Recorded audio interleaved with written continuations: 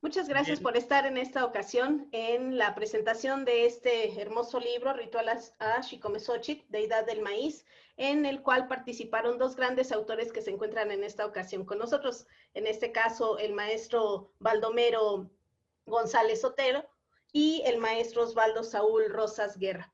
Les agradezco la atención de poder participar en esta presentación de este libro, que si bien nosotros ya en el programa de desarrollo cultural lo hemos estado publicando en las redes de nuestra institución, y sobre todo le dimos también prioridad en la pasada Feria Infantil y Juvenil del año anterior, y desde ahí empezamos a hacer difusión de este material. Pero ¿qué es más importante? Pues que los autores hablen al respecto de su propio libro, por lo cual en esta ocasión, desde las cápsulas del programa de desarrollo dedicado a la Huasteca, pues se les hizo la cordial invitación a los dos maestros que hoy nos acompañan. Entonces, les pediré que en esta ocasión nos den en un primer momento su vida curricular en una semblanza breve, que nuestro auditorio pueda disfrutar y conocer esa gran carrera que ustedes han estado forjando a lo largo de los años. Y empezamos, si les parece, con esa semblanza curricular que ustedes mismos nos puedan brindar. ¿Qué les parece?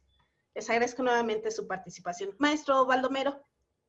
Y en un segundo momento, si gustan, ya hablamos del libro, por favor. Muchas gracias. Claro, a usted, maestra Valeria, muchas gracias. Buenos días a todos nuestros radioescuchas, también igual de las videoconferencias. Muchas gracias. Mi nombre es Baldomero González Sotelo, ya lo comentó la maestra, lo vuelvo a repetir. Soy egresado de la Escuela Nacional de Antropología en la licenciatura de Etnohistoria y maestro en Historia por la Autónoma de Tamaulipas. El motivo de, bueno, pues yo soy del Distrito Federal, pero por motivos personales emigré a Tamaulipas, estuve por allá 2 décadas, y por allá tuve la fortuna de ver trabajo para la Huasteca tamaulipeca, que tiene que ver con las danzas de la judea y las marotas, tradición de Semana Santa en la Huasteca tamaulipeca. Y bueno, pues ya aquí en el estado de Hidalgo llevo radicando actualmente 5 años, y bueno, pues hay que insertarnos en el ámbito histórico-cultural de este hermoso estado.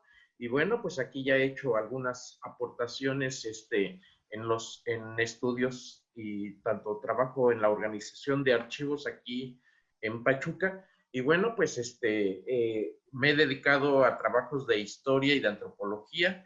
Uno de los penúltimos trabajos fue precisamente leer algunos, pues no tanto traducir, pero sí interpretar algunos mapas en los cuales por parte de una institución de aquí de Hidalgo me invitaron a participar. Y bueno, pues ahí colaboré en el libro que se llama Hidalgo a 150 años de su creación. Es un libro que habla sobre mapas. Y luego ese fue trabajo colaborativo, y de manera individual, bueno, pues hubo la fortuna de trabajar precisamente el libro que estamos presentando, Ritual a Xicomezochitl. Fue un trabajo antropológico, pues actual, porque el trabajo de campo se hizo a finales del 2018 y los primeros 3 meses del 2019, a excepción ¿cómo se llama?, de una presentación teatral que se da dentro del ritual, que se viene a dar en el mes de octubre, y precisamente en octubre del 2019 vine a complementar el trabajo de campo de este libro que vamos a presentar. Pues maestra, es todo de mi parte. Muchas gracias. Pues le pediremos también al maestro Saúl Rosas el que nos pueda compartir esa semblanza de la vida académica que hasta el día de hoy pues nos puede dar a conocer, por favor. Maestro Saúl, muchas gracias. Muchas gracias, Vale. También, buenas, ¿qué tal? Buen día. No, hacemos pausa. Hola, ¿qué No, tal? sin problema, sin problema. ¿Qué tal a todos? La formación académica es, tengo una licenciatura en economía. Cuando la finalizo, siento que algo hay, que algo se debe, ¿no? Algo se debe de complementar. Entonces, la finalizo, egreso, después hago una licenciatura en Historia de México. Y es justamente como a mediados de la licenciatura cuando comienzo a trabajar en registro del patrimonio cultural y material en el estado de Hidalgo. Aproximadamente de 2012 a 2016 estuvimos haciendo registros de danzas, ritos, medicina tradicional, mitos de creación, gastronomía, aspectos gastronómicos del estado. Entonces estuvimos para arriba y para abajo en todo el estado, ¿no? Aproximadamente de 2012 a 2016. Posterior a ello, termino la maestría. Tengo también una maestría, una formación de ciencias sociales y actualmente laboro en una dependencia de gobierno en el área de planeación, ¿no? Con respecto una breve introducción al libro, es precisamente el trabajo de 2013 en Tepehuacán de Guerrero, donde se comienza la recopilación de mitos. Ahí no se llama Chicomezochitl, se llama Xintectli, pero en abril de 2013 fue cuando comenzamos con esa labor. Y pues a partir de ahí me enamoré inmediatamente del objeto de estudio, ¿no? Lo fui rastreando más y más y más, y bueno, ya un poquito más adelante les hablaré de las conclusiones, de hasta dónde estuvo rastreado, hasta dónde, más o menos en qué momentos históricos podría estar ubicado, ¿no? Incluso. Muchas gracias, maestro Saúl. Pues bueno, para hacer referencia a nuestro libro invitado para el día de hoy en la presentación, la primera parte es donde escribe el maestro Baldomero González Sotelo, y en la segunda parte es el texto que nos presenta el maestro Osvaldo Saúl Rosas Guerra. Y pues bueno, ahora sí, les invito a conocer la primera parte del texto. Ritual a Chicomezochitl, deidad del maíz, por el maestro Baldomero González. Muchas gracias. Bueno, pues seguimos ahora con la presentación más bien con el discurso que manifestamos en este libro. Pues Maestro, aquí, si gusta hacerse un poquito más para atrás para que nuestro auditorio lo pueda tener presente, muchas gracias. perdón, como usted dice, uno se emociona. Bueno, pues en este trabajo fue pues un trabajo muy amplio. Una de las características que realizamos para conocer pues todo lo que están narrando en el libro fue con el trabajo, con una de las metodologías y técnicas de la antropología, que es el trabajo etnográfico. Pues ahora sí que ya después que pues supimos ahora sí que después de que conocimos pues sobre qué temática se iba a trabajar, bueno, pues primero hicimos una contextualización historiográfica, y sobre eso, bueno, pues ya nos fuimos a la Huasteca Hidalguense. Recordemos que la Huasteca Hidalguense abarca 8 municipios, de los cuales nada más trabajamos en 6, que fue Huejutla, Huautla, Xochetipan, Yagualica y Jaltocán. Son los únicos en donde llevamos a cabo el trabajo de campo, tanto con entrevistas con curanderos o guardianes de la tradición, con personas mestizas interesadas precisamente en la preservación de este tipo de celebraciones que se dan entre los grupos indígenas, sobre todo de hablantes de lengua náhuatl, Sabemos que en la Huasteca Hidalguense hay otros grupos indígenas, pero sobre todo más que nuestro grupo central, no era tanto el náhuatl, sino que precisamente de los lugares que visitamos, gracias a los funcionarios públicos del municipio, pudimos precisamente, ellos nos llevaron precisamente con las personas que podíamos entrevistar. Entonces, se llevaron las entrevistas a cabo. Después de ahí, bueno, tuvimos que bajar la información como dicen los historiadores, a documentos, y de esa manera se empezó a tematizar toda la información, y bueno, pues en base a eso es como se hizo el análisis de este trabajo.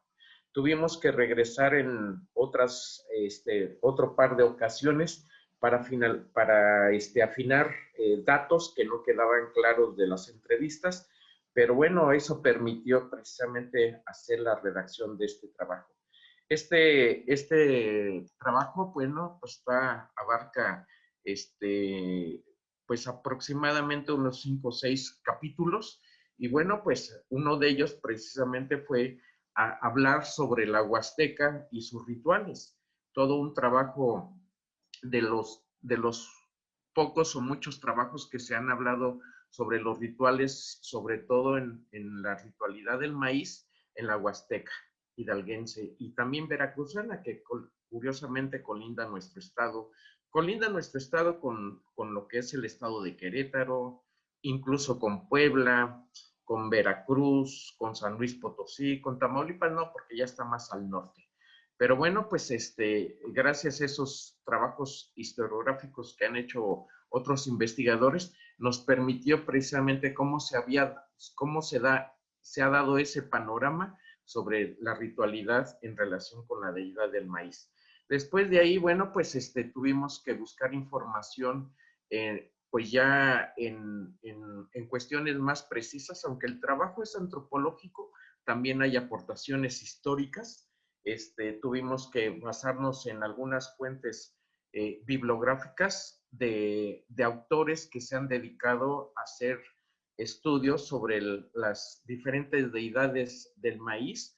Precisamente, pues aquí el maestro Saúl hizo referencia que en un municipio de Hidalgo, pues se le conoce con otro nombre a la deidad del maíz.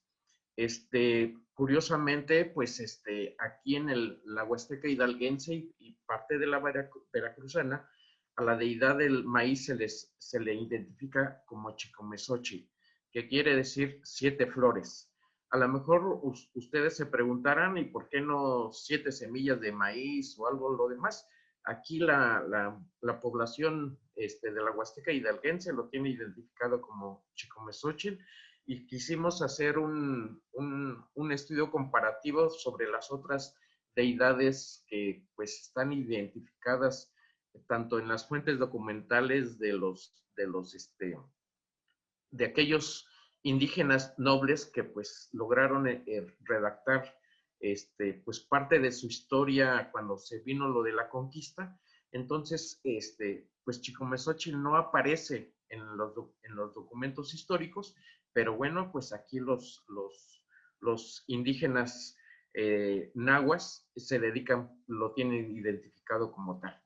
Después, en otro apartado, bueno, pues hicimos precisamente esa comparación del Chicomezochitl histórico, lo que dicen las fuentes históricas, con el Chicomezochitl social, que precisamente, pues, qué es lo que hablan, nos expresan los grupos indígenas y por qué no hasta los mestizos. ¿Y por qué los mestizos? Porque son algunas personas que quieren seguir conservando esa tradición de la ritualidad y bueno, por eso se tiene identificado. Una de las cosas importantes dentro de las entrevistas, hubo aunque se hizo entrevistas en 5 o 6 municipios, sobre todo fue en una comunidad donde pocas veces se permite a los foráneos, a gente extraña a la comunidad, que los inviten a sus rituales. Afortunadamente, por contactos, por terceras personas, gracias al maestro José Luis Castelán. Él reside en la cabecera municipal de Huautla. Y bueno, pues él tuvo la fineza de haberme contactado con un grupo en la comunidad de Acatepec, municipio de Huautla. Ahí es un grupo al 90% grupos indígenas, todavía hablantes monobilingües o bilingües, castellano, náhuatl.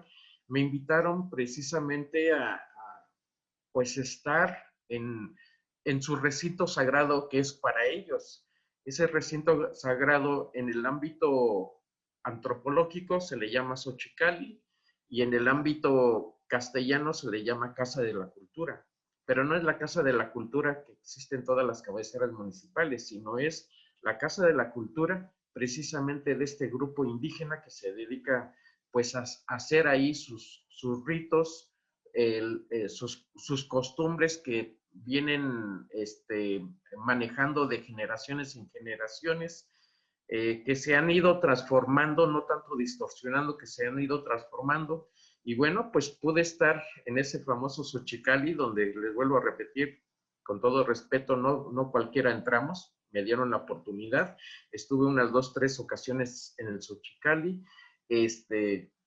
¿Qué les puedo decir? No tengo ahorita a la mano fotografías, pero es hermoso el lugar. Ahí es una combinación de lo que dicen los antropólogos sincrética, porque es así como una capilla de las católicas, pero acá es una capilla de ellos donde aun cuando tienen pues imágenes católicas, recordemos que pues históricamente fueron reprimidos desde la época de la conquista, de la invasión de los españoles, pues lamentablemente por esa represión, pues vinieron a suplir a sus deidades prehispánicas como Atlaloc y todo ese tipo de imágenes, las mezclaron con San Isidro Labrador, con San Juan Bautista y en fin, con otras imágenes religiosas que precisamente allí en el altar tienen. Pero aparte de tener las imágenes católicas, pues, por ejemplo, el guardián de la tradición que todavía habla la lengua indígena, pues hace sus oraciones, sus rezos de pedimento y de agradecimiento. Pedimento de que haya una buena temporada de lluvia y de agradecimiento porque pues agradecen precisamente de que la temporada de maíz fue excelente. Entonces, el ritual del maíz tiene que ver con eso, tiene que ver con el ciclo agrícola que empieza precisamente pues por ahí de mayo, junio, que empiezan ahí ¿cómo se llama? A labrar la tierra y ya por junio, julio, pues empiezan a colocar las semillas para que por ahí de agosto empiecen a germinar los primeros elotes y ya por ahí la famosa fiesta la fiesta del elote que se viene realizando usualmente entre mediados de septiembre hasta mediados de octubre. Es aproximadamente un mes en donde dependiendo la organización, en donde dependiendo pues cómo va madurando el maíz, es como se viene a hacer la famosa fiesta del elote. Y la fiesta del elote pues es un agradecimiento a las imágenes católicas y sobre todo pues de manera sincrética a las deidades que precisamente los grupos indígenas siguen conservando. Eso es en relación con el ciclo del maíz. A principios de enero del 2019, pues tuve la oportunidad de estar en lo que le llaman ellos el pedimento de lluvia. El pedimento de lluvia, como en otras comunidades indígenas del país, se hace usualmente en los cerros. Para mí fue un honor que me hayan invitado, que estar tan cerca en ese tipo de rituales que en otras ocasiones únicamente pues iban pues los grupos indígenas. Y bueno, pues ahí me tocó estar. Tuve la manera, me otorgaron el permiso para estar así como pececito en el ritual. Anduve con los músicos, con las señoras danzantes, con las personas que llevaban la ofrenda, Tuve la fortuna de tomar fotografías, platicar con ellos. Como les digo, muchos son monobilingües, y tuve la fortuna de que, aunque no sé la lengua náhuatl, tuve la fortuna de tener traductores que me hacían precisamente esa traducción al castellano, y pude comprender muchas cosas. Estuve cuando estaban montando el altar, porque cuando llegan a la punta de los cerros, pues piden permiso a las deidades. Después de eso empiezan a poner las ofrendas en la mesa, empiezan a poner las figuras de papel cortado, de papel china, con las imágenes de las deidades. Y bueno, es hermoso, verdaderamente es hermoso la manera en estar ahí. Y pues todo eso que les estoy explicando, lo que estoy narrando, viene en el libro. Viene la petición de lluvia, el agradecimiento. Ahí dan, por ejemplo, lo que le llaman la ofrenda. No nada más es de ir a poner los alimentos en la mesa del altar, sino que dan agradecimiento por medio de sus oraciones a los puntos cardinales, al cerro, a las deidades del cerro, le dan de comer a la madre tierra. En fin, es toda una serie de tradiciones que verdaderamente me dejaron sorprendido, y verdaderamente admirado de de todo lo que guarda en la ritualidad del pedimento, en el caso de los cerros. Después de ahí, bueno, pues ya se hizo un análisis sobre lo que es Chicomezochitl como deidad del maíz, cuál es la importancia tanto de la deidad, pero sobre todo del maíz. Recordemos que para la mayor parte de la población mexicana, ahora sí que nuestras tortillas pues vienen del maíz. Para este tipo de comunidades es de mucha importancia seguir preservando esta semilla, porque aparte que es la semilla de toda su alimentación, pues sobre todo, una de las características que observé en el trabajo de campo es el agradecimiento que tienen estos grupos indígenas a la madre tierra, a la naturaleza, el respeto a la naturaleza, y sobre todo, pues si les cae la lluvia, se sienten agradecidos. Lamentablemente los que estamos en la Ciudad de México, que no llueva porque nos vamos a mojar. No, la mentalidad de los grupos indígenas sobre la lluvia es maravilloso. Es como cuando andamos sedientos y nos tomamos un trago de agua, pues así para ellos es no tanto tomarse un trago de agua, sino que llega la temporada de lluvia y bueno, pues se mojan las milpas, eso va a producir muchos alimentos, en fin, eso es lo que tienen precisamente los grupos indígenas en relación con la lluvia, porque de ahí vienen todos los alimentos en las milpas. Luego de ahí, bueno, pues viene la fiesta del elote o el famoso ritual en palabra náhuatl, que se le llama Elotlomanalistli. Pues es toda una ritualidad, así como se da el agradecimiento en el mes de enero, de petición de que venga una buena temporada de lluvias. Cuando se da la fiesta o ritual del elote, es precisamente para dar agradecimiento de la buena temporada de maíz. Ahora, este ritual del elote no nada más, no es cortar elotes si se los comen, no. Tienen que ir a pedir permiso precisamente a sus deidades, a la milpa, de que van a cortar elote, porque van a preparar la fiesta o vienen a preparar el ritual. Actualmente, en las comunidades rurales y no lo digo nada más en la Huasteca hidalguense, en muchas comunidades del estado de Hidalgo, la ritualidad del maíz se puede hacer en varios recintos. Si no tienen el Xochicalli o no tienen la capilla tradicional que viene de generación en generación, lo pueden hacer en las galeras públicas. Las galeras públicas son unas partes centrales de la comunidad que se encuentran techadas para hacer cualquier evento social. pues ahí se puede hacer.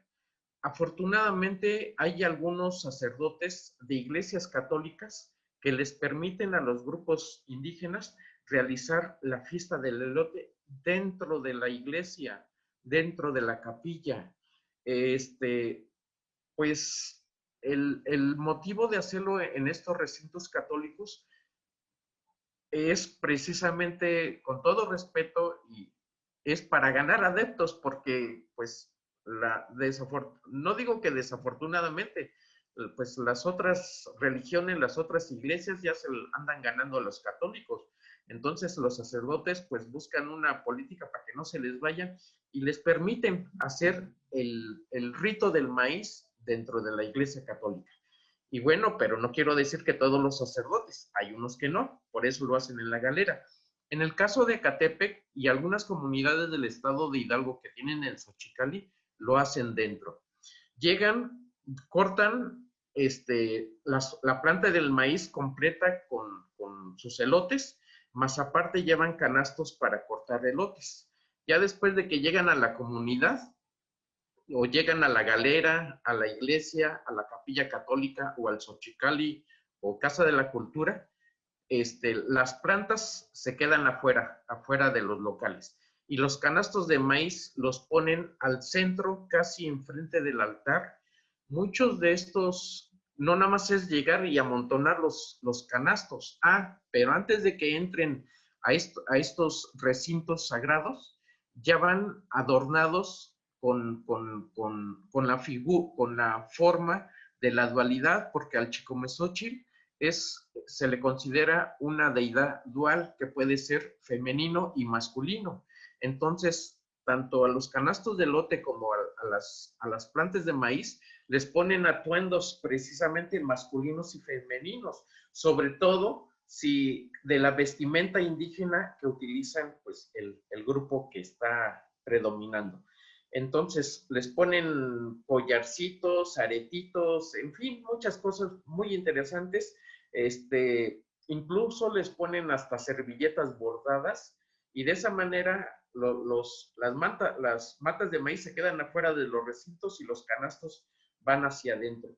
Pero no, como les digo, no nada más es de ir a amontonar los canastos, no, sino que ahí viene otra de las características de la ritualidad.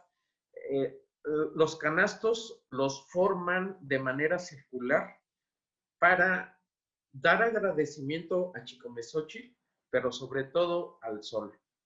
Esa es la combinación que tienen de dar agradecimiento al sol porque tuvieron buenos días soleados, porque pues vino una buena temporada de elote, y bueno, pues ponen los canastos, pero sobre todo las mujeres, también hombres, se ponen alrededor de lo que es la figura del sol en forma de canastos de maíz, y viene la danza.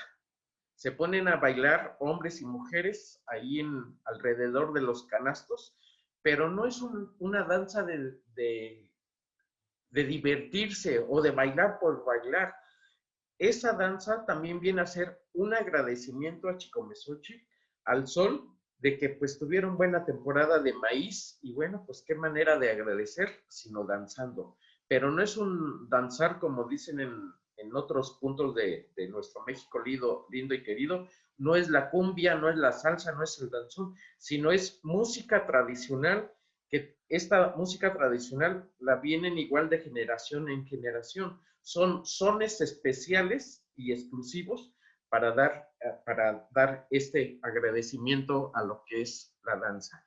Y dependiendo los gastos que hayan tenido para la organización de esta fiesta, puede durar, y también digo, qué tanta población haya aportado y esté presente en el evento, pues la fiesta puede durar un día, ahora sí que es todo el día, mañana, tarde y noche, puede durar 2 días, 3 días, dependiendo lo que se haya juntado para la fiesta.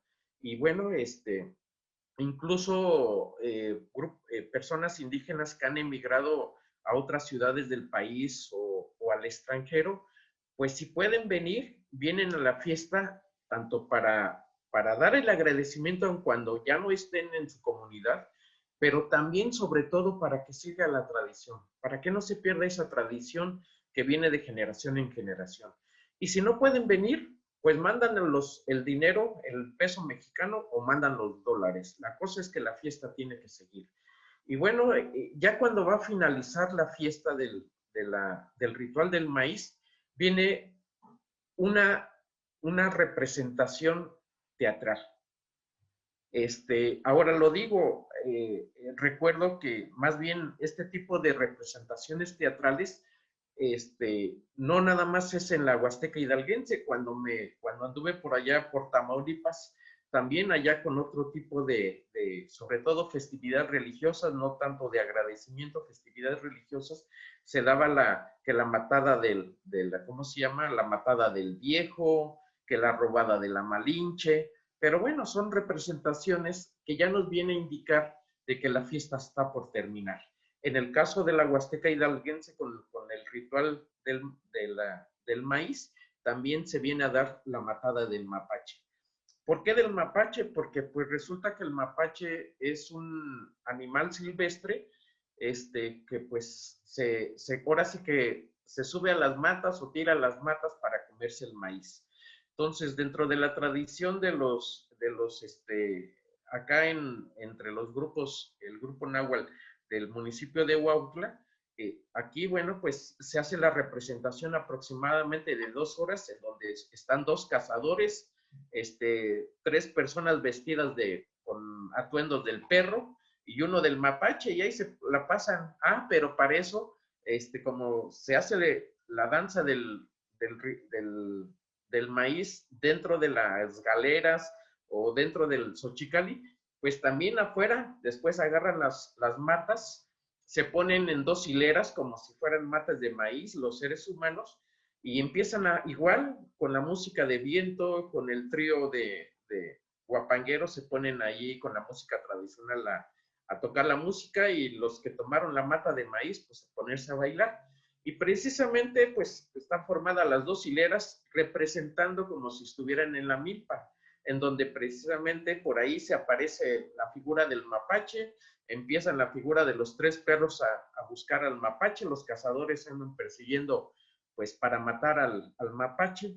Y en el caso de esta comunidad de Acatepe, que tuve la fortuna de estar en esa presentación, pues después de que 2 horas lo cazaron al mapache, y también lo llevan como ofrenda ahí al altar a Chicomezochitl, a ofrendarlo para que pues ya no ande haciendo travesuras y se ande comiendo los elotes que verdaderamente la población necesita. Y verdaderamente pues todo esto que le estoy comentando viene en el libro. Ojalá puedan hacerse llegar de este libro, porque una de las cosas importantes no nada más es llevarse el libro, ver que todavía en el estado de Hidalgo pues se conserva este tipo de tradiciones, y este tipo de tradiciones viene, les digo, de generación en generación. Tanto es así, quizá ustedes puedan preguntar, pues ¿cómo de generación en generación? Hay un elemento bien esencial en todos sobre todo en los xochicalis o en los lugares privados de estos grupos indígenas. En el altar está el cajón de los recuerdos. Porque hay una cosa que se me pasaba a decirles. Ya ven que les decía de la dualidad del Chicomezochitl. Bueno, pues también igual una de las partes centrales de este trabajo es de que visten al Chicomezochitl hombre con 4 mazorcas. No es tanto la figura de un niño o de un humano, sino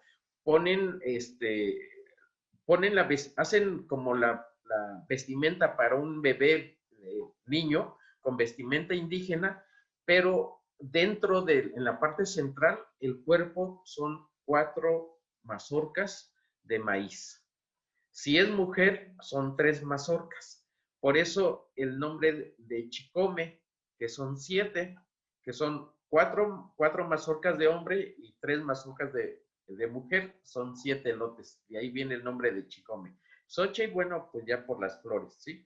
Pero bueno, hacen la figura, y esa figura de Chicome Xochitl van y la ponen precisamente en el altar. Año con año, o cada vez que se hace el ritual del Chicome Xochitl, cambian precisamente esas figuras. Pero esas figuras que representan a la deidad del maíz, no es de que la tiren a la basura, no. Precisamente en el cajón de los recuerdos van a parar esas figuras. Y yo me tocó ver un cajón como de 1 metro de largo con 1 metro de ancho, y pues son figuras que, como me dijeron ahí, que tienen más de 100 años, porque para ellos el respeto, así como es el respeto a la madre naturaleza, es al maíz. Y por lo tanto, hay muchos mitos sobre que hubo una temporada de sequía y no hubo maíz, y por eso es la conservación de la representación de Chicome Xochitl guardada en el cajón. Hay muchas cosas que ustedes van a encontrar en el libro que ya les mostró la maestra Valeria. Ojalá y se interesen, y sobre todo, pues les digo ya, pidiendo permiso a las autoridades de la localidad o de la comunidad, a lo mejor ustedes también pueden entrar para ver toda esa riqueza cultural que guardan estos grupos indígenas, y ahorita nos estamos refiriendo a la Huasteca hidalguense, pero es en diferente forma en todo el estado de Hidalgo y en otros estados del país. Es todo, maestra. Muchas gracias, y muchas gracias a todos los que nos están escuchando y viendo. Muchas gracias, maestro, por hacernos como esta gran entrada al saborear el texto que usted elaboró, y que, bueno, nos ha mencionado cosas muy, muy interesantes que la verdad solo nos dejan con ese sabor rico de hacer toda la lectura del libro, y que, bueno, yo les recomiendo 100% el adquirirlo y disfrutarlo como nosotros lo hemos hecho. Y no solo por la presentación, sino de manera anticipada, leer este texto nos invita a trasladarnos a los valores más importantes que se tienen en las comunidades, el respeto y la inclusión de la gente, de la comunidad, a una actividad que les hace una fuerza, que les hace, en este caso, esta asociación que nos menciona maestro, es muchos elementos que conforman las formas de pensar, de vivir, de sentir esta vida comunitaria para el respeto hacia las deidades que proveen. Esas deidades que son cuidadas a través de estas ritualidades, son incluidas en la vida diaria, porque así como el resto de los pensamientos religiosos que existen en el mundo, el gran y vasto, la gran visión mesoamericana que hoy podemos traer al presente a este mundo contemporáneo, y que hace que se preserven este tipo de ritualidades, es también precisamente ese respeto a la naturaleza, ese respeto a través de los rezos y las danzas, como bien lo dice maestro, las danzas que son prácticamente danzas ceremoniales, pues, para también manifestar ese respeto. Y pues bueno, son muchos de los elementos que usted nos hace favor de convidar. También agradecer siempre a las comunidades que abren las puertas a extraños, digamos, como usted lo menciona, ¿no? Gente que no somos de las comunidades, pero sin embargo respetamos y valoramos su conocimiento ancestral. Y el que nos permitan hacer investigación es precisamente para dar a conocer esos grandes valores que resguardan las comunidades, y que hacen presente a través de este entender del simbolismo de su actuar cotidiano y de este mundo que les caracteriza en cuanto a un entorno de convivencia, de unión. Si bien hay comunidades como en todos lados, ¿no? En zonas urbanas o zonas rurales en donde pues habrá momentos en donde escasea la paz, pero estas ritualidades también permiten esa forma de entregarse al otro, ¿no? El respetar a los demás, el incluir en este tipo de actividades ese respeto comunitario. Entonces, la verdad que es un texto que nos invita a valorar, a conocer y adentrarnos a este gran mundo de las ritualidades que tienen origen mesoamericano y que al pasar del tiempo aún prevalecen. Y eso es una gran riqueza cultural que, como también bien dice maestro, no solo se tiene en la Huasteca hidalguense, sino en el resto de las hoy estados de la República Mexicana, y es una forma de hacer difusión del patrimonio cultural de nuestros pueblos, de nuestras comunidades,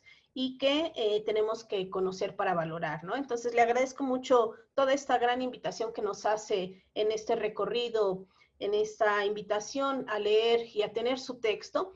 Y pues bueno, será el momento de entender con la participación del maestro Saúl Rosas esa otra parte que conforma el texto del ritual a Xicomezochitl, deidad del maíz, y que a partir de la página, si no mal recuerdo, 128, vamos a poder, creo que me fui muy atrás.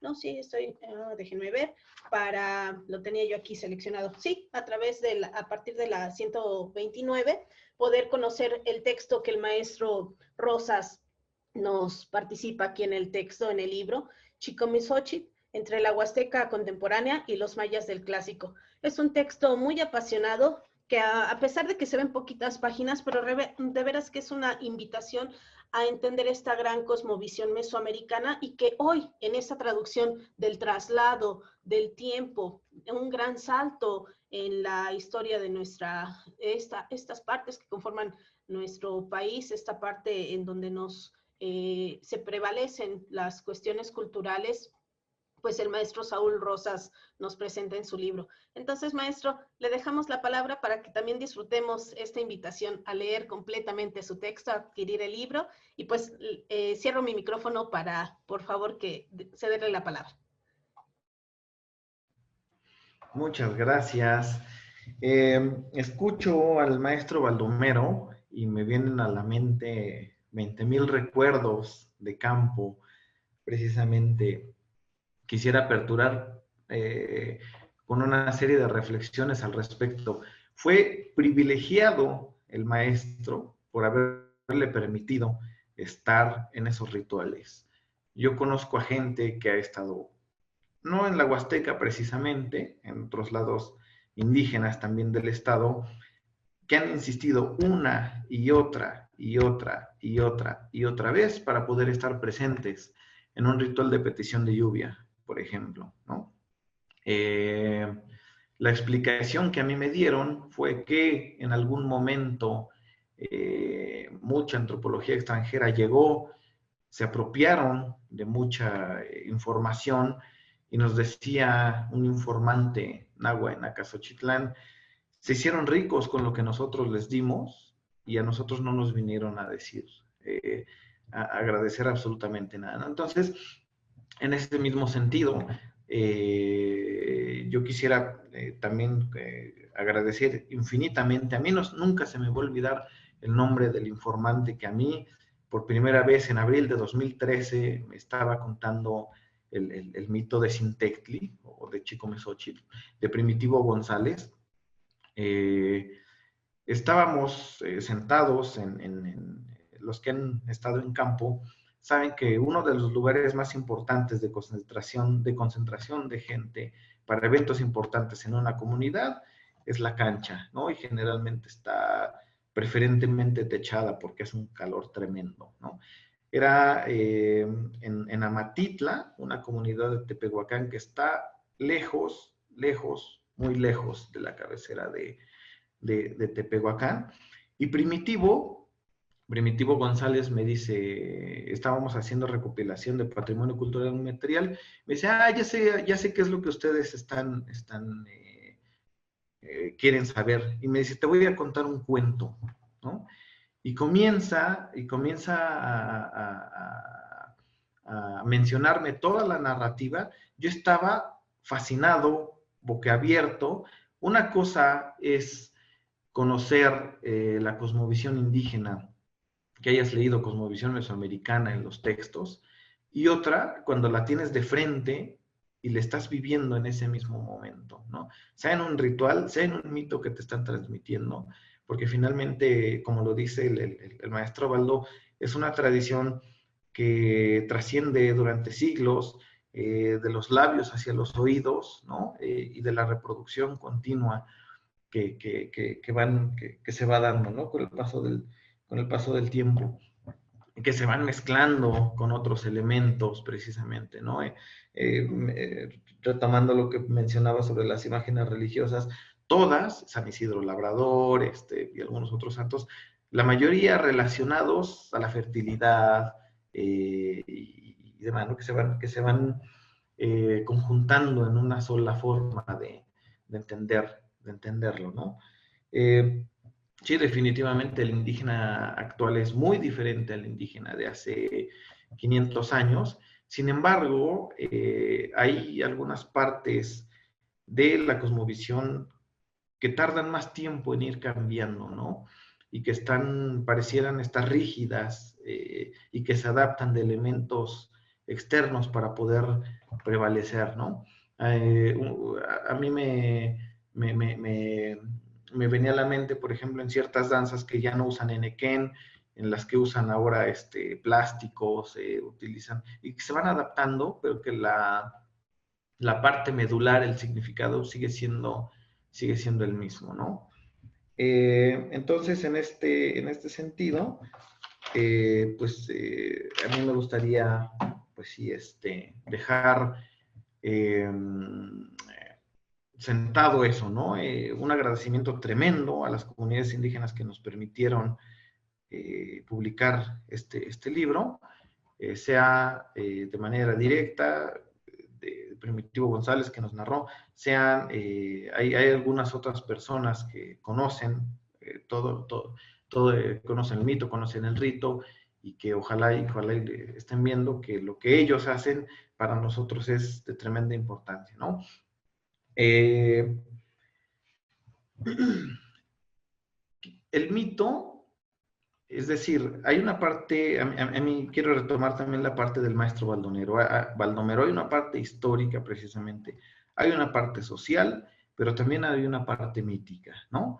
Esta parte social en la que todo pareciera girar en torno al maíz, absolutamente todo el calendario, el lugar de concentración donde hacen las ceremonias, muchas cosas giran en torno al maíz, pero hay una narrativa explicativa de por qué suceden también las cosas de esa manera, ¿no? En su generalidad, digámoslo así, en una primera instancia el mito narra cómo no existía alimento, cómo no, el hombre primitivo no tenía alimento, entonces se tenía que alimentar, dependiendo de la versión del mito, a veces de piedras de sal, a veces de cal, a veces de un fruto que se llama ojite. Es curioso porque este fruto también, hay una siembra intencionada muy grande en el área maya, parece que en el clásico, y en algunas comunidades se narra que el ojite tuvo una pelea con el maíz y se pelearon entre ellos a ver cuál de los dos iba a ser el alimento para la humanidad, ¿no? Tan importante es también el ojite que cuando escasea el maíz, en algunos lugares también hacen atole de ojite, también intentan hacer una masa de ojite, ¿no? Entonces se pelean el ojite y el maíz, y entonces el maíz gana, y a partir de ese momento el maíz es quien va a ser el alimento, ¿no? Entonces, en un principio, así lo dice el mito, no había nada, y el maíz le gana al ojite. En la narrativa se trata de una muchacha, digámoslo así, en un segundo capítulo, de una muchacha que vive con su abuela, ¿no? La abuela es una mujer malvada, ¿no? A diferencia de nuestras abuelitas que tienden a ser señoras tiernas, que consienten a los nietos y demás. Esta es una nieta malvada, es una abuela malvada, ¿no? Que no le permite salir a su hija, excepto al mediodía y solo para bañarse, ¿no?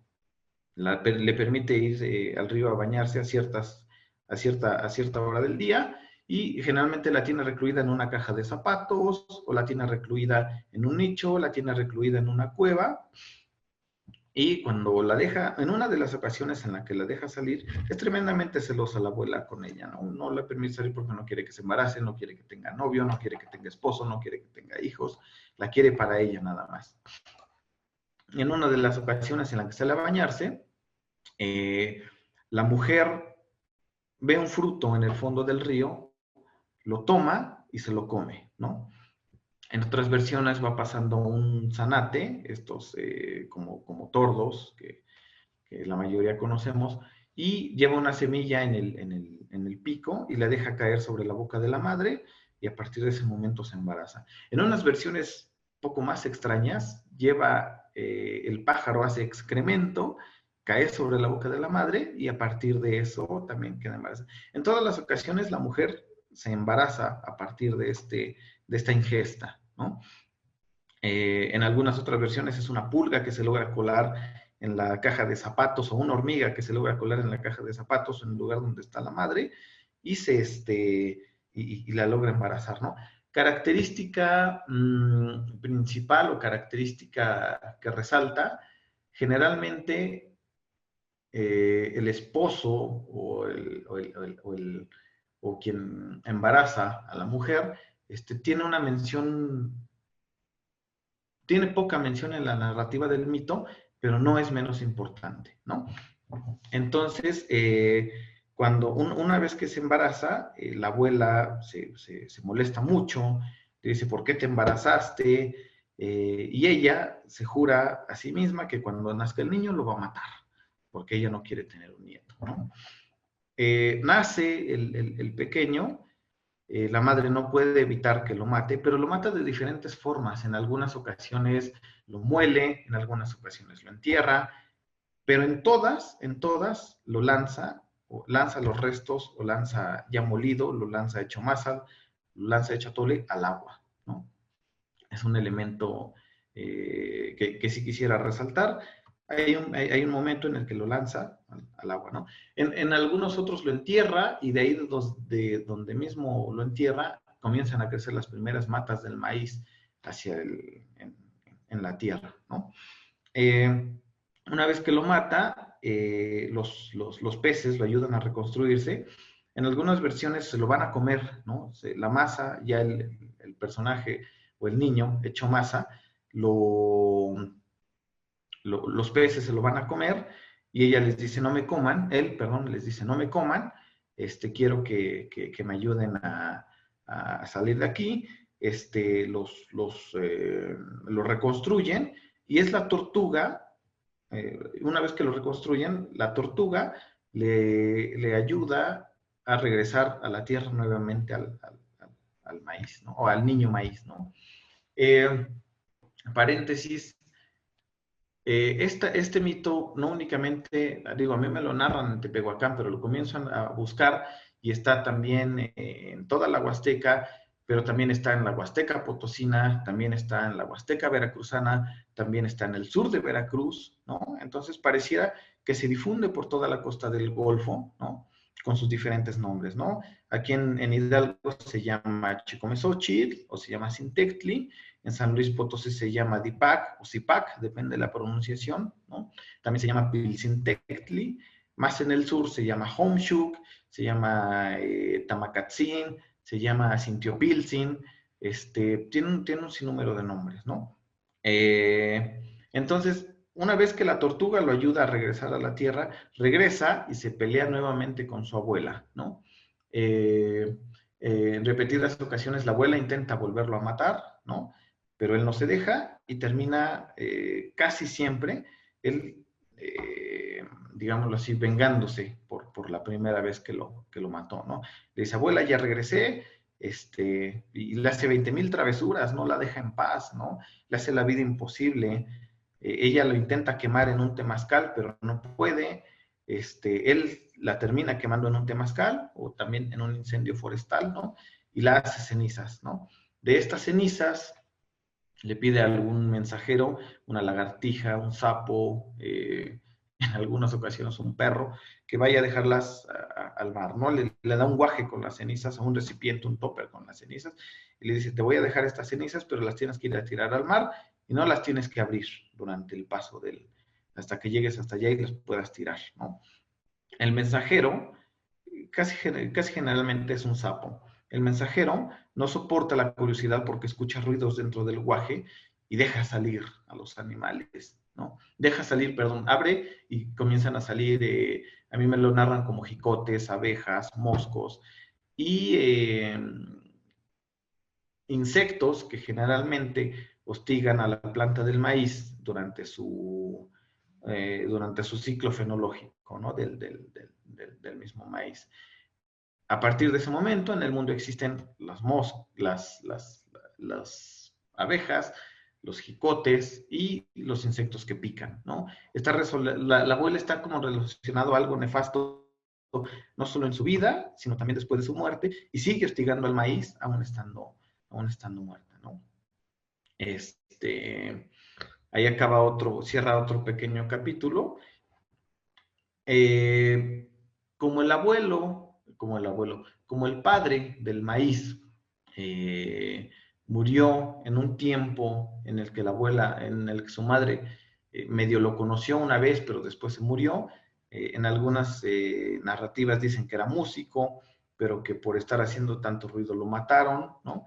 En otras ocasiones cuentan que la madre fue al monte y se encontró con un venado y a partir de ahí quedó embarazada. Generalmente él muere y el hijo le dice a la madre, ¿sabes qué, madre? Yo voy a ir por mi papá, yo ya sé dónde está. Es muy curioso porque en la narrativa que a mí me cuentan en Tepehuacán, dice, voy a ir a Yahualica por mi papá porque allá está mi papá, ¿no? Y Yahualica es un lugar rodeado de agua, una especie de isla, rodeada completamente de agua, a la que en todas las ocasiones el niño tiene que pasar un cuerpo acuático para llegar a este inframundo, ¿no? Es inframundano completamente, Yahualica. Y llega y le pide a quienes están habitando en ese otro lado, que en algunas ocasiones es el país de los rayos, ¿no? Es el país de los truenos, es un lugar cavernoso donde se originan cosas como arañas, como animales nefastos, ¿no? En general, serpientes también, alacranes, ¿no? Cuando llega a ese lugar, o el huracán, incluso en algunos lugares es el huracán, ¿no? Y quienes reciben al niño, quienes no le dan la bienvenida, incluso intentan persuadirlo a que se vaya de ahí, a veces se describen como rayos menores, como los hijos del huracán, como truenos, siempre hay trueno mayor y truenos menores, ¿no? Entonces, como los achichincles, por así decirlo, del personaje que gobierna en ese mundo. En unos lugares, en algunas narrativas, ¿no? Es importantísimo ese lugar inframundano es la presidencia municipal, ¿no? Entonces, se imaginarán cómo ven a la presidencia municipal en algunas comunidades, ¿no? Es un lugar inframundano relacionado a lo nefasto, es curiosísimo, ¿no? Eso es en el sur de Veracruz. Y lo reciben, dicen que se vaya de ahí y él dice que no, que él va por su padre, tiene que recuperar a su padre, tiene que recuperar los huesos de su padre o el cadáver de su padre o su padre que está en una especie de sueño muy profundo, ¿no? Llega con ellos, los vence, hay una serie de juegos por los que, a través de los cuales lo pelea con ellos. En muchas ocasiones tiene que ver con un juego de pelota, ¿no? En el que lanzan pelotas enormes hacia el cielo y a quien le caiga y mate, pierde, ¿no? Entonces el niño maíz termina venciendo a todos y recuperando los huesos de su padre o el cadáver de su padre y lo revive. La forma en cómo la revive es curioso, a veces tiene que brincar 7 veces sobre él, dar 7 vueltas sobre su propio eje y lo revive. Pero le dice, papá, pero cuando veas a mi madre, ella no debe de llorar. Entonces, nuevamente envía un mensajero, casi siempre es una lagartija, y le dice, cuando ya viene tu hijo con su padre, tu esposo, pero cuando lo veas, no tienes que llorar, ¿no? Porque si lloras, ese es el mensaje que le tiene que transmitir, más bien. Si lloras, entonces él se puede volver a morir, ¿no? La lagartija da un mensaje erróneo y le dice a la madre, cuando lo veas, llora con todas tus fuerzas, ¿no? Y pasa ese mensaje erróneo. Entonces, cuando el papá, cuando el niño lleva a su papá sobre la espalda, lo va cargando, es curioso, ¿no? Porque las dimensiones son algo, no inexplicables, ¿no? Pero sí míticas a fin de cuentas, tienen un contexto plástico bastante extenso, que no, en una narrativa occidental, pues no alcanzas a percibir también, ¿no? El niño lleva cargando sobre los hombros a su papá, a veces en una mochila, y cuando la madre lo ve, comienza y suelta un llanto tremendo. En algunas ocasiones le dice al papá, papá, no veas a cierta ave, porque si la escuchas llorar, también te vas a morir. Y el papá no soporta la curiosidad y voltea y ve al ave, y entonces vuelve a morir, ¿no? En la mayoría de las veces, el papá, cuando sucede el llanto de la madre o cuando ve al ave, se convierte en venado y se va por el monte a brincando, ¿no? Nuevamente. Entonces, es una narrativa extraordinaria. Yo comienzo a buscarlo, insisto, en más fuentes. Pareciera ser que la fuente más que hay registrada, como nosotros la conocemos, es un mito que recopila George Foster en el 45, precisamente con los Popolucas de la Sierra. En esta narrativa, una vez que es arrojado al mar o al río, que la abuela lo lanza al río, ellos lo recuperan en una forma de huevo, regresa a la tierra en forma de huevo, ¿no? Entonces, quisiera hacer énfasis en algunas de las partes, ¿no? Esta parte en la que el niño, una vez que lo hacen cachitos o que lo hacen masa o que lo hacen atole y lo arrojan al mar, es como la constante más repetitiva en todo. Lo que se hizo con el mito fue fragmentarlo en todos los cachitos posibles, ¿no? Y de esos cachitos posibles hacer un análisis comparativo de cuáles se repiten tantas veces, cuáles se repiten, qué elementos en ciertas culturas están presentes, en cuáles no. Y el elemento que más se repite una y otra vez es cuando el maíz es arrojado al mar para que después de eso retorne, ¿no? En el retorno, característica curiosa, retomando este punto, cuando va sobre la tortuga nadando, le pide a la tortuga que la lleve, el niño le comienza a pesar mucho a la tortuga y le quiebra el caparazón, ¿no? Previo, él con una piedra le dibuja durante todo las flores que ahorita tiene la tortuga en su caparazón, ¿no? Él es quien la decora, a como la conocemos actualmente. Pero la quiebra, ¿no? Y entonces, así quebrado es como logra emerger a la tierra. ¿Cómo podemos interpretar esto? ¿No? En muchas culturas, digo, en la mesoamericana no hay ninguna duda, pero en muchas culturas la tierra también es representada mediante una tortuga, ¿no? Entonces, para que el maíz pueda germinar al mundo como lo conocemos, tiene que romper la tierra, ¿no? Es una acción de rompimiento para que pueda regresar aquí. ¿Cómo podemos interpretar todo esto? Pues bueno, que cuando es arrojado al mar, es arrojado al inframundo, es arrojado hacia dentro de la tierra, ¿no? Para que muera, para que se pudra, para que vuelva a germinar de la tierra, ¿no? Y pueda renacer, insisto, rompiendo la tierra, ¿no? Este ciclo se repite una y otra vez, es decir, cuando el maíz, el grano de maíz, ingresa a la boca de la madre por primera vez, la madre es una representación de la tierra, ¿no? Otro dato importantísimo, en algunos, en un lugar de San Luis Potosí, de cuyo nombre no me acuerdo, la traducción literal de la madre es tierra, ¿no? Así, es la madre tierra, ¿no? Son los papeles que juegan cada uno. Entonces, la madre tierra es quien pare al maíz, la madre tierra es quien llora por el maíz en forma de lluvia, pero no solo eso, ¿no? También en la narrativa del mito se van articulando muchos otros orígenes, de por qué la cola del tlacuache está pelona actualmente, por qué lo del caparazón de la tortuga, por qué la lagartija, una vez que la lagartija da un mensaje erróneo, el dios del maíz le parte la lengua para que no vuelva a dar mensajes erróneos, ¿no? Y por eso las lagartijas tienen la lengua bífida, ¿no? No solamente es el origen del maíz, es el origen de todo el mundo, es el mito del origen del mundo, como lo conocemos, articulado a partir del origen del maíz, ¿no? Y siguiendo rastreándolo todavía más, podemos encontrar, voy a compartir unas imágenes brevísimas, ¿no? De algunos. A ver si lo puedo compartir. Vamos a darle en compartir. ¿Dónde está la opción de compartir? More. Share screen, aquí está. Ok, entonces, esta es la que vamos a compartir. Esta imagen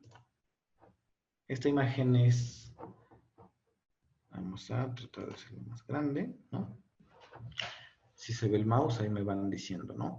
Es el momento en el que el dios del maíz, que está aquí debajo, es arrojado al mar, es arrojado al agua. Aquí está un monstruo marino. Algunos dicen que lo está engullendo, algunos dicen que lo está comiendo, otros dicen que lo está vomitando, pero bueno, llega al inframundo, ¿no? Los dioses remeros lo pasean por el inframundo en una canoa y finalmente aquí lo están preparando estas dos mujeres para poder emerger a la tierra, ¿no?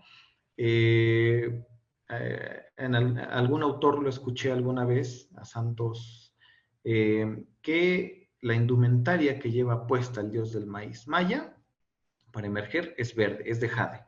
Estas faldas son de jade, era un trabajo de tesis precisamente sobre las faldas de jade. Es de jade porque está reverdeciendo en ese momento, ¿no? Es la vasija K3033 de la colección ¿no?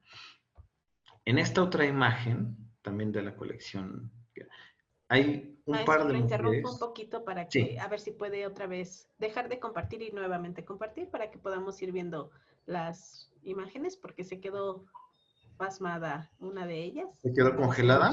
Ajá, pero si gusta puede compartir de nueva cuenta y vemos ese ejercicio del cual nos estaba hablando. Muchas gracias. Claro que sí. ¿Me pueden abrir el micrófono y decirme si se está compartiendo de manera... Sí, ahora sí, y ahora sí se está compartiendo. Ahí, perfecto, muchas gracias. Perfecto, vale. Se supone que es un monstruo marino. Aquí hay un pez, recordando que le pide a los peces, ya estando en el agua, que no se lo coman o que no se lo, que no se lo coman, ¿no? Más bien que lo ayuden a reconstruir, que se ayuden a salir. Aquí hay un pez, algunos autores dicen que dándole un beso al dios del maíz, ¿no? Llega al inframundo, este par de dioses remeros lo ayudan a pasar por todo el inframundo y aquí está emergiendo, estas dos mujeres le están ayudando a emergir. Les comentaba que la indumentaria que lleva puesta es de jade, en un trabajo sobre las faldas de jade, precisamente en representaciones mayas. En este caso está representando que es la vegetación que está emergiendo de la tierra y por eso es verde, por eso está ataviado con de jade y de color verde, ¿no? Aquí está el pececito. Es de la colección Care, es la vasija K3033, ¿no?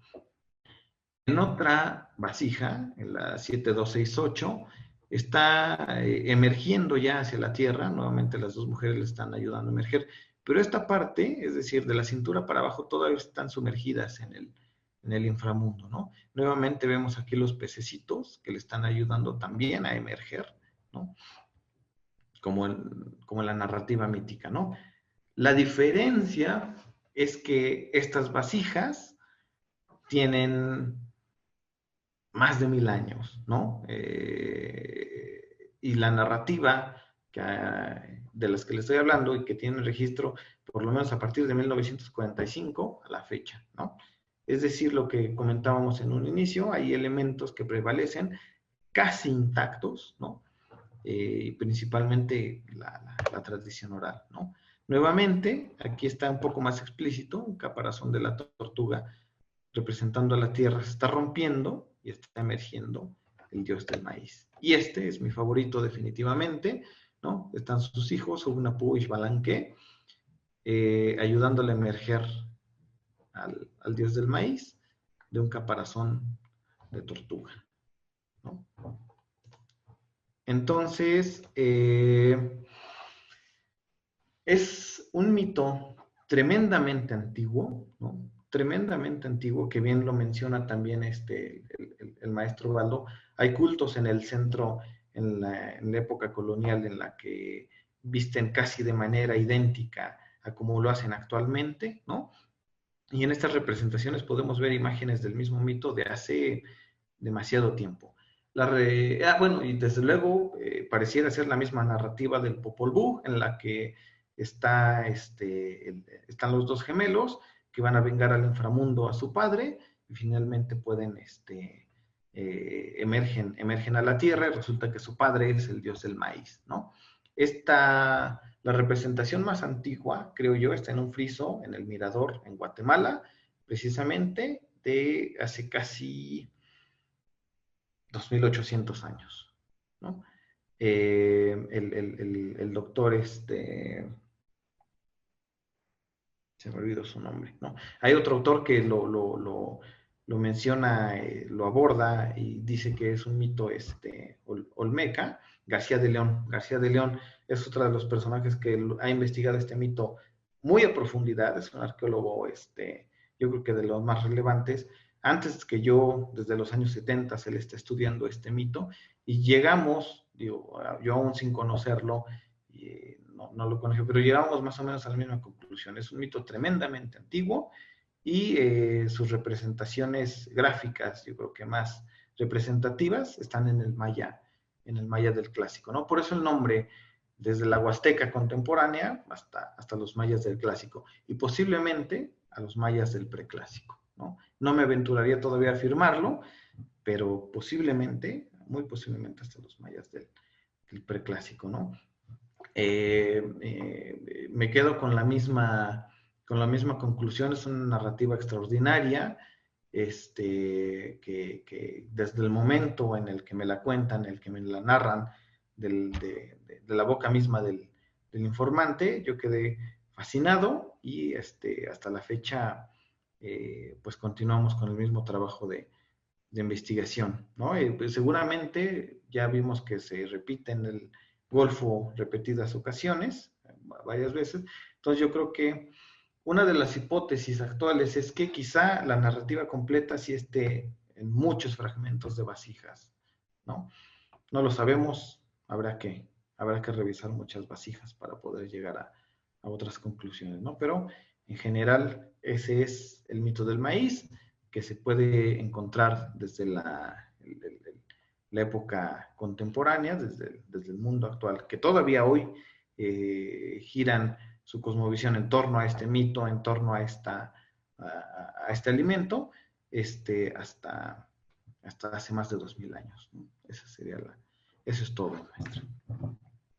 Muchas gracias, maestro. No sé si tengo oportunidad de que lo podamos ver nuevamente, porque ahora solo vemos su nombre en la pantalla y sería muy grato retomar. Ahora claro, sí, ahora sí, muchas Me gracias. pagó con la compartición, yo no sí, la pagué. no se preocupe, ya lo podemos ver y apreciar. Pues la verdad que estas invitaciones que nos hacen a replantearnos, por ejemplo, la palabra mito, que deberíamos entenderla como realidades de otras épocas y realidades en tiempos específicos, para no pensar que los mitos no son verdaderos, ¿no? O que no fueron también verdaderos en su momento. Esa aportación que hace usted creo que son de las cosas que nosotros necesitamos hacer difusión, porque en muchas ocasiones damos veracidad a que un mito grecorromano de un espacio y una temporalidad distinta a la nuestra, lo aseguramos que son y fueron cosas reales. Y cuando trasladamos el término de mito hacia las cuestiones mesoamericanas y hacia estos territorios, por supuesto, en muchos casos pareciera que son irrealidades y que son meras creencias que no tienen sustento. Y usted nos da un parteaguas en esta situación de ver y de reinterpretar el término mito. También alabo el que, entre muchas otras cosas de su trabajo, y que nos presenta en este libro del cual hoy estamos presentando de viva voz con los autores, pues es esta parte importantísima de la historia del tiempo presente, que es una de las teorías que hoy en día son de las más importantes en entender que esa historia es este presente también y que las reminiscencias que podemos tener en casos muy específicos como es este tema, el que hoy en día este tipo de textos son tan importantes para seguirnos enriqueciendo y valorar desde distintas fuentes, desde distintos panoramas, cómo se dejan en este gran legado histórico estas partes cruciales de origen. Entonces, la verdad que se detonan muchos temas, desde estudios iconográficos, desde cuestiones de figura, de fondo, de paleta de colores, hablar de dualidades. La verdad que mi listado ha sido grande en ahorita rescatar lo que más puedo de su plática, de esta presentación que nos hace de su texto, y me quedo corta con poder mencionar este listado, ¿no? El entender este mundo a través de la comparación, de la repetición, de cómo seguir entendiendo el origen y las distintas facetas y las distintas intervenciones que tienen otros seres que complementan estas realidades, estas circunstancias de origen, pues siempre nos remiten a esta gran palabra de la madre como creadora, ¿no? Esta conjunción y esta dualidad entre tierra y agua, y que sin ellas sería imposible la fecundación, o por ejemplo, en este caso,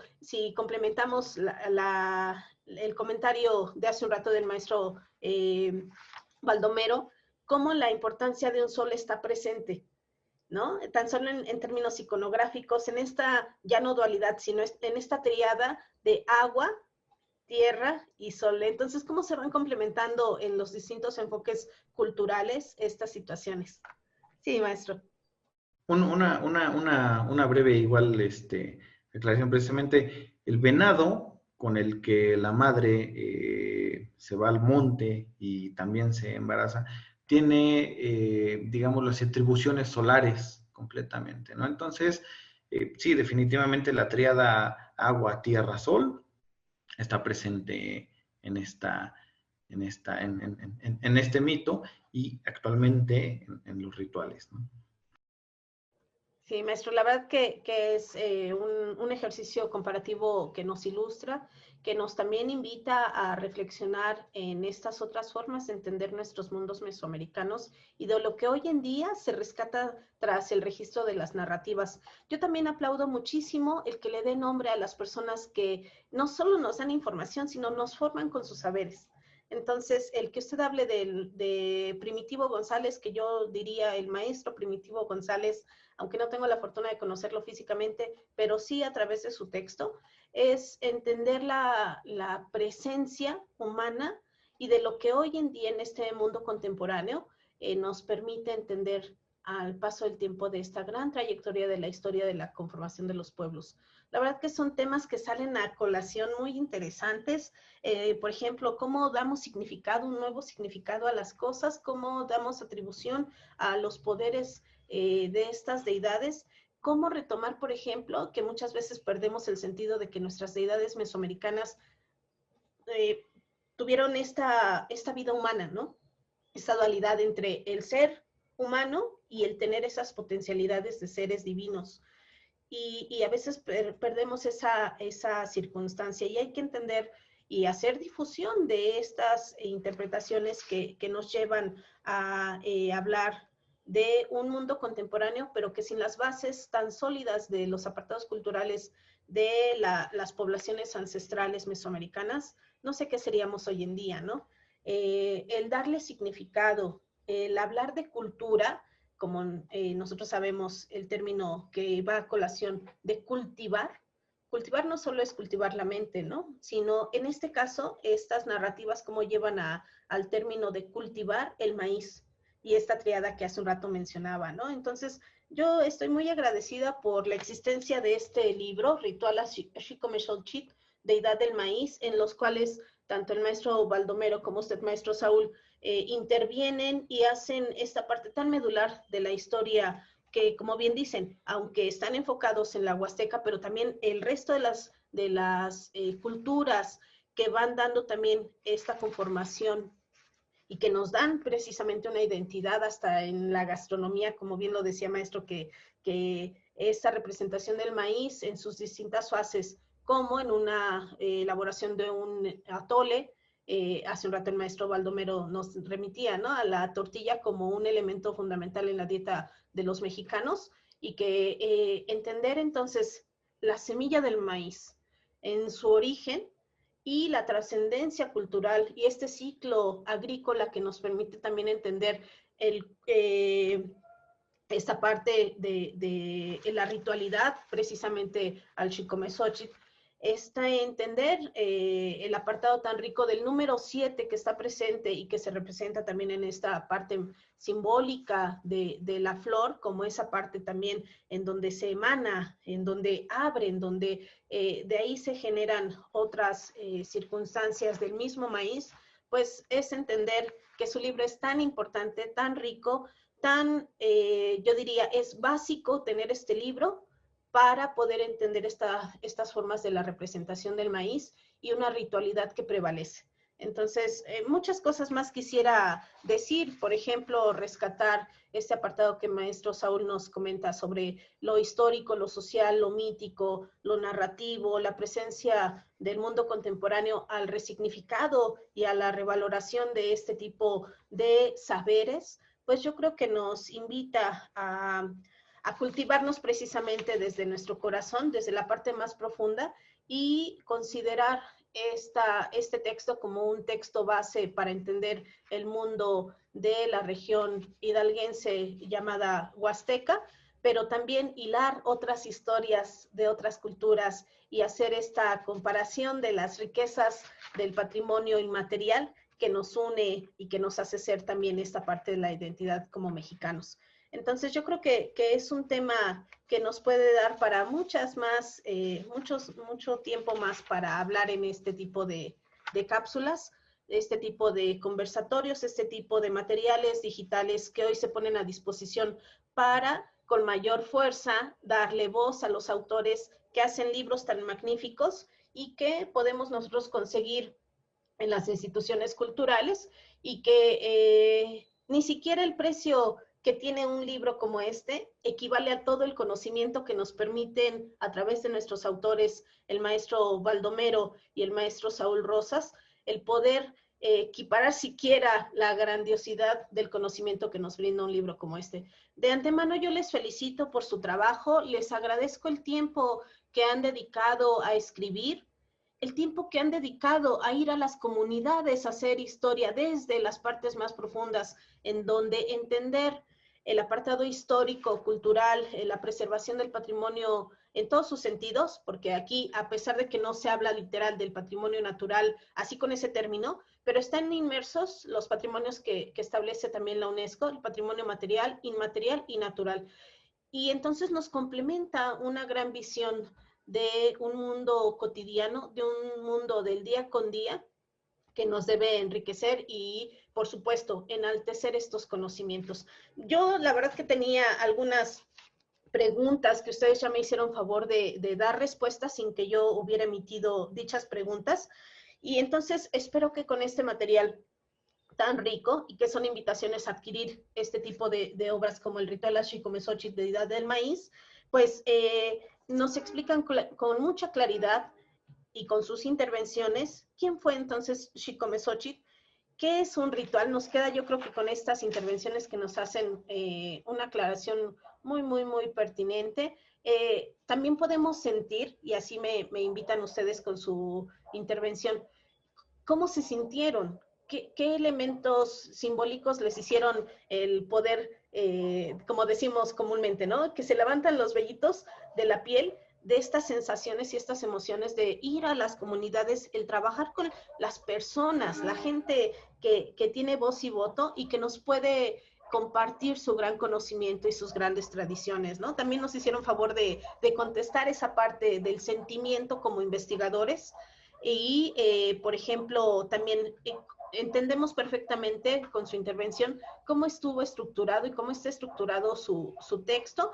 Y bueno, yo quisiera ir cerrando esta plática sin antes preguntarles qué otras temáticas trabajan o han trabajado de la Huasteca, o bien, porque también en la historia y en este conocimiento hay tantas temáticas que nos van apasionando y que van siendo como cadenas, ¿no? Temas que van surgiendo y que nos van teniendo el interés máximo en su momento. Si no es que no han trabajado otras cosas de la Huasteca por ahora, ¿qué se quedó en el tintero? ¿Qué otras cosas, a partir de una edición de un libro como este, qué otras cosas se pueden escribir, estudiar, revalorar y hasta producir otros libros, ¿verdad? Entonces, maestro Baldomero, ¿qué se queda en el tintero? Pues mire, maestra, hay un tema que salió a través de las entrevistas que realicé cuando anduve por la Huasteca hidalguense, y es que había la propuesta de, terminando el ritual del maíz, hacer un trabajo sobre el chantolo, que también es muy tradicional en la Huasteca hidalguense y bueno, y en otras regiones del país. Tuve la oportunidad de que, hablando de cuestiones tradicionales entre los grupos indígenas, aparte de, bueno, hacer los altares de muertos y todo lo demás, hay una cosa que me llamó la atención y son danzas, pero son danzas tradicionales que muchos de las comunidades que visité, pues se danzan a los muertos, pero no danzan por tristeza, sino es que es parte de la ritualidad que hay falta por investigar por qué se daban ese tipo de danzas. Claro, ahora son danzas un poco, vamos a llamarle, hay algunas que podrían ser quizá de la época colonial y otras un poco más antiguas, pero pues eso es lo que falta por investigar, porque aunque se han hecho aportaciones sobre Chantolo en la Huasteca hidalguense, falta mucho por hacer. Me tocó visitar algunas bibliotecas en la Ciudad de México, la Biblioteca del Ciesas, en el Museo Nacional de Antropología, también en su biblioteca, y respecto al estado de Hidalgo, falta mucho por hacer. Entonces, sí hay aportaciones, hay un par de videos, hay algunos artículos sobre Chantolo, pero el detalle es de que mi observación falta mucho por hacer. Entonces, por un lado son danzas, por el otro lado, por ejemplo, en Xochiaquipan, que forma parte de la Huasteca hidalguense, pues en Días de Muertos se visten ahí como si fueran días de carnaval, andan los diablos sueltos y todo lo demás. Y como ahí está presente, pero falta dar a conocer por medio de una publicación como el presente todos esos detalles. Que recuerdo que alguien por ahí me dijo, es que todo eso es obvio, pero falta redactar la obviedad. Eso es todo, maestra. Muchas gracias, maestro. Recordemos que este tipo de textos pertenece a la colección Cuestecat, que es una edición que ha estado ahorita con mayor, digamos, con mayor importancia, trabajando temas tan importantes como los que nos acaba de mencionar el maestro, y esperemos que esta colección se amplíe con más investigaciones, con gente tan preparada y tan apasionada por su quehacer en el ámbito de la historia y del rescate y preservación del patrimonio, maestro. Esperemos que esta lista de la colección todavía nos permita tener muchos textos más como este tan interesante y que son tan necesarios. Le agradezco mucho. Maestro Saúl, ¿qué se queda en el tintero? Antes incluso de terminar esta investigación, a mitad, me encontré también en la visita a Tepehuacán. Si hubo 2 lugares en el estado de los que yo me enamoré, digo, todo el estado tiene una riqueza tremenda, pero yo me enamoré de Tepehuacán y de Casuchitlán, personalmente. Entonces, también nos contaban un mito en Tepehuacán sobre el origen de una danza, la danza de varitas, que ya por cuestiones históricas ahorita le llaman danza de santiagueros, porque la dedican a Santiago Apóstol, ¿no? Le atribuyen a Santiago Apóstol haber mediado para solucionar los conflictos que había entre Tepehuacán y Tlahuiltepa. Entonces la danza de varitas evoluciona a la danza de santiagueros, pero pues en esencia es la misma. Antes de trabajar con esta danza de varitas, yo estaba trabajando con el palo volador, ¿no? Cuando veo las fotos, veo los videos, estoy presente en los ensayos de la danza, me doy cuenta que la danza de varitas es muy similar. Tienen un gorro cónico, tienen una franja lateral en la indumentaria, la música es igual, por no decir idéntica, ¿no? Muy similar. Entonces, hace falta un análisis exhaustivo, por ejemplo, de pasar a partituras tanto músicas, diversas músicas de palo volador como de varitas, para poder hacer un comparativo y decir concretamente en esta parte y en esta son similares, por eso considero que están emparentadas, y en la indumentaria en esto y en esto, y por eso están emparentadas. Es decir, lo mismo, hacer un estudio comparativo de toda su estructura y poder sacar conclusiones a partir de ello, ¿no? Pero respondiendo, es esta comparativa entre el palo volador y la danza de varitas, precisamente en esa zona, ¿no? Entre Tepehuacán y San Luis.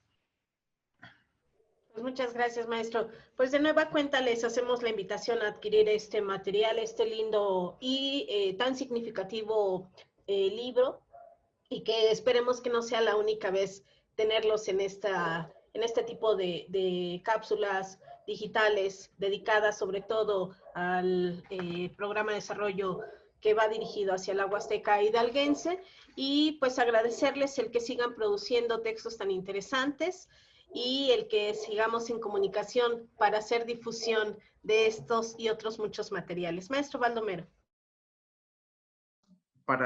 Nada más para agregar, pues ahí en el libro vienen fotografías de la ritualidad, tanto de la petición de lluvias ¿cómo se llama?, en los cerros, como las danzas en el Xochicalli de Acatepec, y algunas imágenes sobre las matas. O sea que el libro, independiente del contenido, trae fotografías. Entonces los invitamos a que puedan, que aparte de lo que se explicó en esta videoconferencia, viene todo en el libro. Imágenes y texto. Nada más, maestra. Gracias. Saben ustedes que para contactar a nuestros autores estamos para servirles, para que también formen parte de esta comunicación sincrónica y asincrónica, para que a pesar de que es una videoconferencia y que de repente no podemos vernos por las circunstancias de salud que imperan en el mundo, pero que nuestros autores tenemos un contacto cercano con ellos. Entonces, estamos todos para servirles. Agradezco su participación. Nos seguimos escuchando y nos seguimos comunicando, ¿verdad? Les agradezco infinitamente su participación y su trabajo. Muchas gracias. Nos vemos para la próxima. Gracias, hasta luego. Muchas gracias. Gracias a los dos.